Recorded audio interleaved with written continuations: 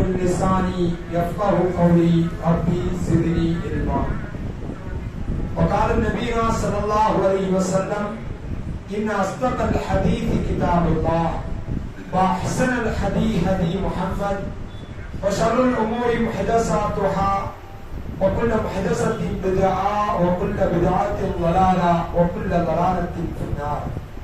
கண்ணியத்திற்குரிய அல்லாஹ்வின் நல்லடியார்களே, ரமலானுடைய நாட்களில் இரவு தொழுகையை நிறைவேற்றிவிட்டு அல்லாஹ்வுடைய ஆலயத்தில் அவருடைய மார்க்க விஷயத்தை, மார்க்க உரையை கேட்டுக் கொண்டிருக்கிறோம். அல்ஹம்துலில்லாஹ். ரமலானுக்கு மிகவும் சிறப்பான பல சிறப்புகள் இருந்தாலும் மிக முக்கியமான சிறப்பாக இருக்கக்கூடியது திருமறை குர்ஆன் அருளப்பட்டதுதான்.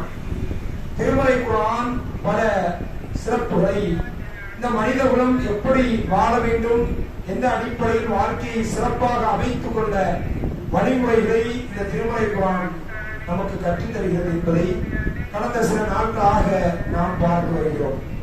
அந்த அடிப்படையில் இன்றைய தினம் திருமறை குர்ஆன் ஒரு மனிதன் மற்ற மனிதனோடு எப்படி வாழ வேண்டும், எப்படி பழக வேண்டும் என்பதை கற்றுத் தருகிறது. இஸ்லாம் என்றால் ஒரு பயங்கரவாத மார்க்கம், முஸ்லிம்கள் என்றால் தீவிரவாதிகள் என்று உலக அளவில் பிரச்சாரம் செய்யப்படுகிறது. அதற்கு பல காரணங்கள், பல விஷயங்கள் எல்லாம் இருக்கிறது. ஆனால் திருமறை குர்ஆனை நாம் படித்து பார்த்தோம் என்றால், நபிகளாருடைய பொன்மொழிகளை நாம் ஆராய்ந்து செய்து பார்த்தோம் என்றால், இஸ்லாத்தை போன்று ஒரு மனித நேயமிக்க ஒரு மார்க்கத்தை நம்மால் பார்க்க முடியாது. அல்லாஹ் ரப்பல் ஆலமீன் தன்னுடைய திருமறை குர்ஆனிலே சொல்கிறான், மன் கத்தல நஃப்ஸன் பிகைரி நஃப்ஸின் அவ் ஃபஸாதின் ஃபில் அர்த் ஃபகஅன்னமா கத்தல الناس ஜமீஆ. எவர் ஒருவர் மன் கத்தல நஃப்ஸன் பிகைரி நஃப்ஸ், ஒரு உயிரை கொலை செய்ததற்கு பகரமாகவோ அல்லது பூமியில் குழப்பத்தை உண்டாக்குவதற்காக தவிர யாராவது ஒருவரை அநியாயமான முறையில் கொலை செய்துவிட்டால், ஒரு உயிரை கொண்டு விட்டால், அன்னமா கத்தலன் நாச ஜமியா, மனித குலம் முழுமையும் கொலை செய்ததற்கு சமமாக அவர் மாறிவிடுகிறார். இஸ்லாம்னா தீவிரவாத மார்க்கம், முஸ்லிம் அல்லாதவர்களை எல்லாம் படுகொலை செய்ய சொல்கிறது என்று உலக அளவில் பிரச்சாரம் செய்யப்படுகிறது. ஆனால் திருமறை குர்ஆன் என்ன சொல்றது? ஒரு கொலைக்கு பதிலாக ஒருவர் கொலை செய்யலாம், அதற்கு பதிலாக அவருக்கு மரண தண்டனை கொடுக்கலாம்.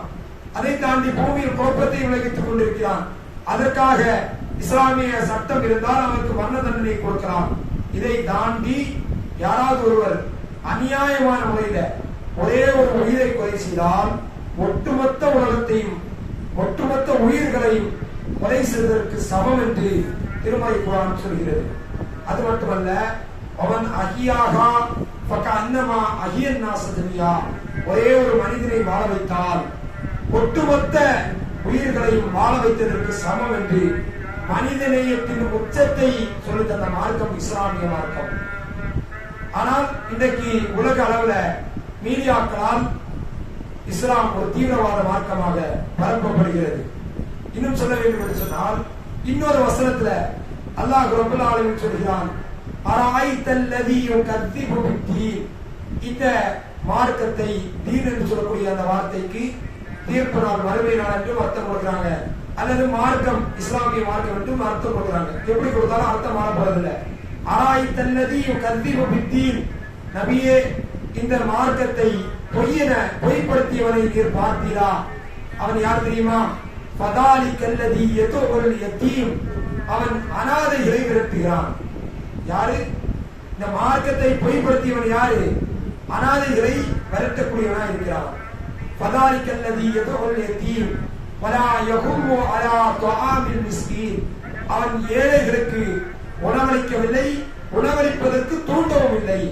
அவன்தான் இந்த மார்க்கத்தை பொய்ப்படுத்தியவன் என்று இறைவன் சொல்வதை நம்மால் பார்க்க முடியும். இந்த மார்க்கத்தை பொய்ப்படுத்தியவன் யாரு?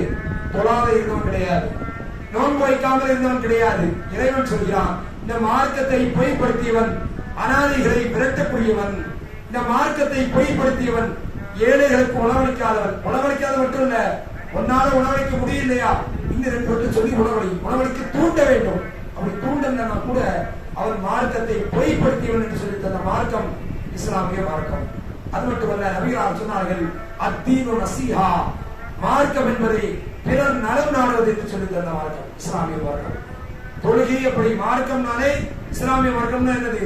தொழுகை, நோன்பு வைப்பது, ஹஜ் செய்வது, இதெல்லாம் ஒரு அமல். ஒரு சைடு இன்னொரு பகுதி என்னது? பிறர் நலம் நாடுவது. இப்படி மனித நேயத்தை மிக அதிகமாக வலியுறுத்திய மார்க்கம் இஸ்லாமிய மார்க்கம். நாமெல்லாம் அறிந்து வைத்திருக்கிற ஒரு செய்தி, பனு இஸ்ராயேல் சமுதாயத்தை சார்ந்த ஒரு பெண்மணி என்ன செய்யறாங்க? அவர் பெரும் பாவத்தை செய்த விபச்சாரம் என்று சொல்லக்கூடிய மிகப்பெரிய தவறை செய்த அந்த பெண்மணி ஒரு பாலைவனத்துல கடுமையான வெப்ப நேரத்துல அப்படி நடந்து வர்றாங்க. ஒரு கிணற்றிலிருந்து தண்ணீர் அருந்தி கொண்டிருக்கிறாங்க. ஒரு நாயை பார்க்கிறாங்க. நாய் என்ன பண்ணுது? ஈரமா இருக்கக்கூடிய மணலை, தாகத்தின் காரணத்தினால ஈரம் மணலை நக்கி கொண்டிருக்கிறது. இதை பார்த்த அந்த பெண்மணி தன்னுடைய கால் உரையில் அந்த கிணற்றிலிருந்து தண்ணீரை அள்ளி அந்த நாயினுடைய வாயில தண்ணீரை தெளிக்கிறாங்க, கொடுக்கிறாங்க. நபிகள் நாயகம் ஸல்லல்லாஹு அலைஹி வஸல்லம் அவர்கள் சொன்னார்கள், இந்த செயலின் காரணத்தினால் அல்லாஹ் அவருக்கு சொர்க்கத்தை கொடுக்கிறான். ஒரு நாய்க்கு தண்ணீர் கொடுத்ததை கூட மனித நேயத்துல, அதாவது மனித நேயம் அல்ல, மிருக நேயத்தையும் வலியுறுத்திய மார்க்கம் இஸ்லாமிய மார்க்கம். ஆனா என்ன பண்ணுது? குர்ஆன் இன்னும் சொல்ல வேண்டும் என்றால், இப்படி இவர்கள் எவ்வளவு பிரச்சாரம் எடுத்து சொல்ல இஸ்லாம் தான் தீவிரவாதத்தை போதிக்கிறது, இஸ்லாம் தான் பயங்கரவாதத்தை போதிக்கிறது என்று பிரச்சாரத்தை எடுத்து சொல்லலாம் இஸ்லாம் வளர்ந்து கொண்டே இருக்கும். அதான் உண்மை. ஒரே ஒரு செய்தியை கூறி நிறைவு செய்கிறார். அமெரிக்காவில் 2001 இரட்டை கோபுரம் தகர்க்கப்படுகிறது. அதை இஸ்லாமியர்கள் தான் செய்தார்கள் என்ற ஒரு அவதூறு பிரச்சாரம் கையில் எடுக்கப்படுது. 2009, அதாவது செப்டம்பர் 11 உலக அளவுல அமெரிக்காவுடைய அந்த இரட்டை கோபுரம் தாக்கப்படுது, அழிக்கப்படுது.